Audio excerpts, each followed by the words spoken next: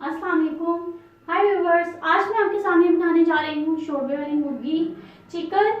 और उसके लिए हमें चिकन चाहिए होगा 3 पाव, थोड़ी सी हल्दी, थोड़ा सा धनिया, इसके साथ मैं गार्निशिंग करूंगी।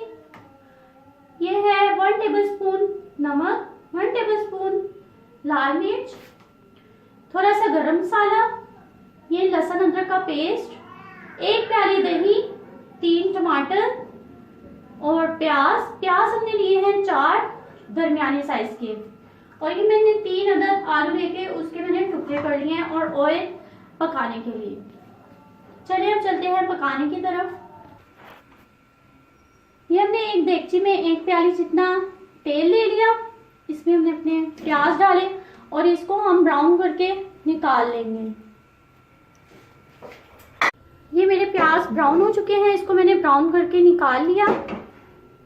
अब हम इसमें इसी ऑयल में लहसुन अदरक का पेस्ट डालेंगे। लहसुन अदरक के पेस्ट को बहुत डार्क फ्राई नहीं करते हैं, इस तरह से उसकी जो टेस्ट है वो खराब हो जाता है। लहसुन अदरक का पेस्ट डाल के हम इसमें अपनी मुर्गी ऐड कर देंगे। ये हमने इसमें चिकन डाला,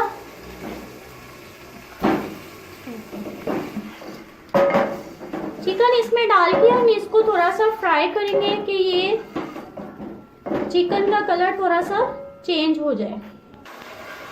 हमारा चिकन फ्राई हो रहा है, तब तक हम इसे ग्राइंड कर लेते हैं। इसमें मैंने अपने टमाटर, दही और ये जो प्याज ब्राउन करके निकाले हैं हम इसमें डाल के हम इसको ग्राइंड कर लेंगे।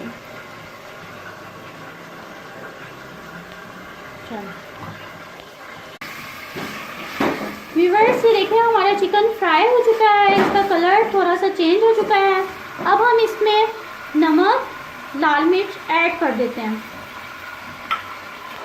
और थोड़ी सी हल्दी जाएगी और इसको हमने भून लिया। इसको भूनने के बाद हम इसमें अपना जो टमाटर, दही और प्याज का जो हमने मिक्सचर है वो ग्राइंड किया हुआ है वो हम इसमें ऐड कर देंगे। ये इसमें हमने वो ऐड कर दिया और अब हम इसको थोड़ी दरमियानी आंच पर पकने के लिए रख देंगे। आपकी मुर्गी तकरीबन जब आधी पक जाए तो आप इसमें अपने आलू ऐड कर दें। व्यूअर्स, अब ये आपकी मुर्गी जो है वो गल चुकी है और इसमें आलू भी गल चुके हैं और इसमें घी छूट चुका है, तो फिर हम इसमें ऐड कर देंगे पानी। इसमें हमने 2 प्याली पानी ऐड किया और अब हमने इसको जितना आप शोरबा बनाना चाहते हैं आप उसमें उतना पानी ऐड करें, लेकिन बहुत ज़्यादा भी नहीं, है पतला शोरबा अच्छा नहीं लगता। इसमें हमने इतना पानी ऐड कर दिया और इसको हम ढक्कन ढक के थोड़ी देर के लिए रख देंगे कि पहले हम इसको ऊंची आंच पे थोड़ा सा उबाल दिलाएंगे।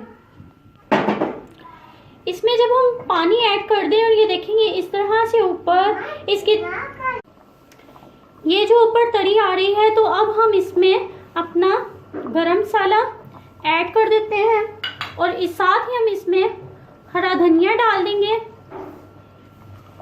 और इसको फुल दम जितनी आंच पर हम रख देंगे और ये अपना तैयार हो जाएगा।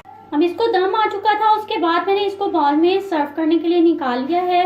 अगर आपको मेरी रेसिपी अच्छी लगी तो आप प्लीज़ लाइक करना मत भूलिए और मेरा चैनल भी सब्सक्राइब करना मत भूलिए। दुआओं में याद रखिएगा। अल्लाह हाफिज़।